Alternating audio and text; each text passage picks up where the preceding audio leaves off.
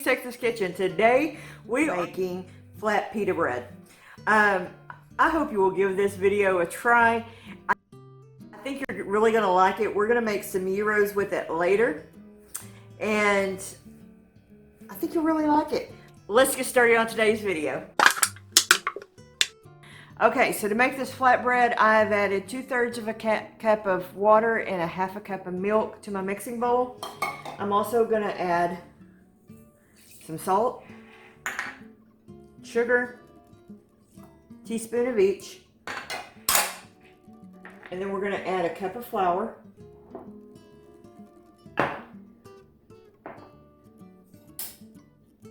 I'm using 1/2 cup, so I need 2 of these. Okay. And then I'm adding 2 tablespoons or 1 package of instant yeast. And we're going to mix.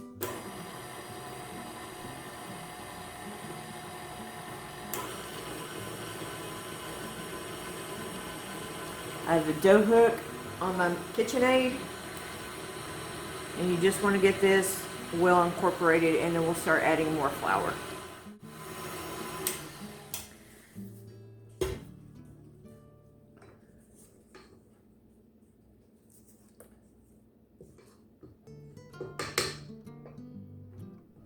And then I'm going to start feeding in 1/2 cup at a time to no more than 3 cups, but you'll just kind of watch it to make sure you need all 3 cups. It is still very sticky, so we're going to add some more flour. I think another 1/2 cup will do it, so this is 2 1/2 cups of flour. Okay, our bread's ready. I'm going to take some olive oil, about a teaspoon, rub it all over this bowl. You totally could still use this bowl if you wanted to, the mixing bowl, but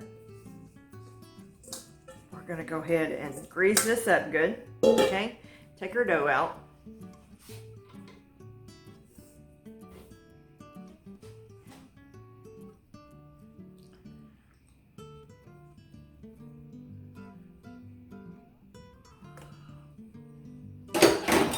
Roll it around in the bowl, make sure the oil gets all over it.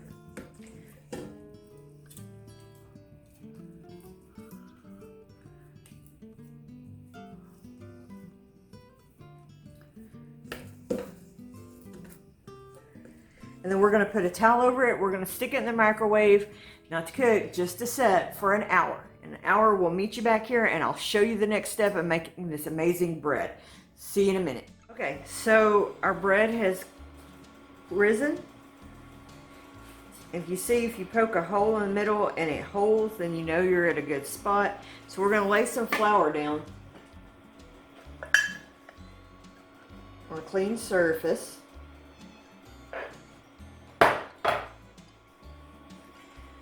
That out a little. I do have my grill heating up.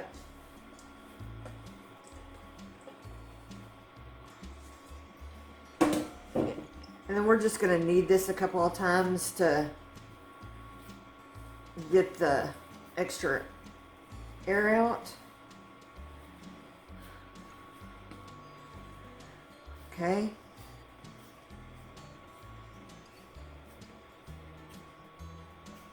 And then I'm going to take my pastry knife and I'm going to cut it in half.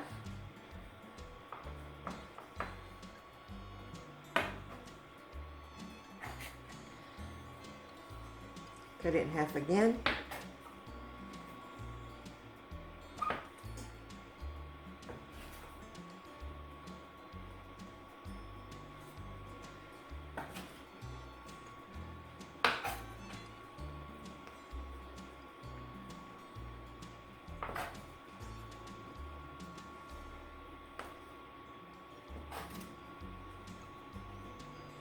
Now, if you wanted to get real industrious, get your scale out and weigh them to make sure that they're equal. I'm not that industrious. All right. So, next thing we're going to do is take our little balls and we're going to roll them up.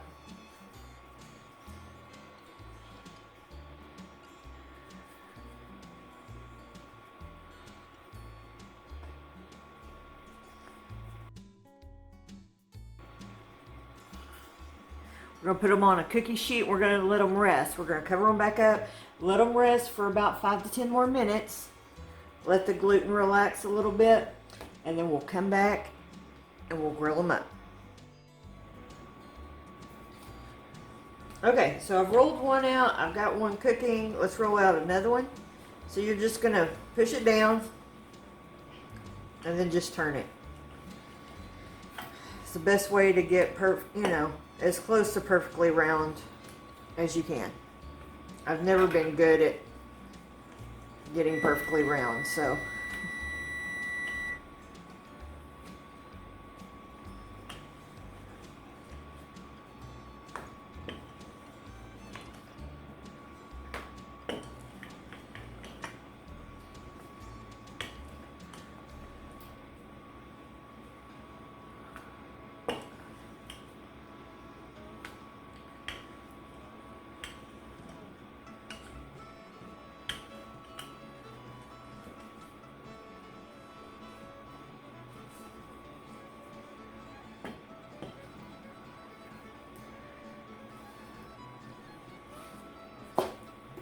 give them a turn.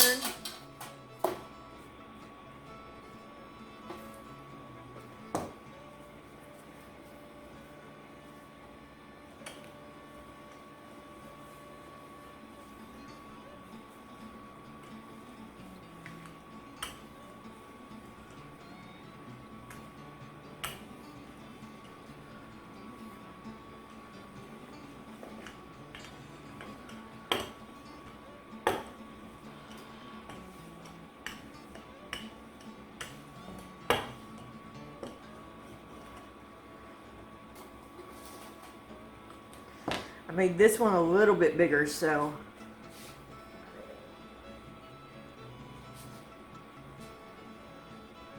we're going to try that.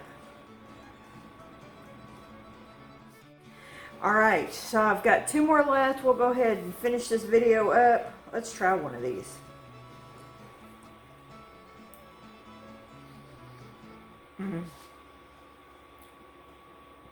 They're awesome hot. They're chewy, but in a good way, warm. They would be perfect for wraps, gyros, which we'll be making one of those videos here soon.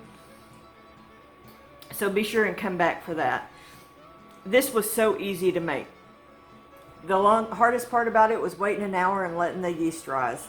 So I say this is an absolute win. See, it folds perfectly for the perfect wrap here. Thank you so much for joining us today on Mama's East Texas Kitchen.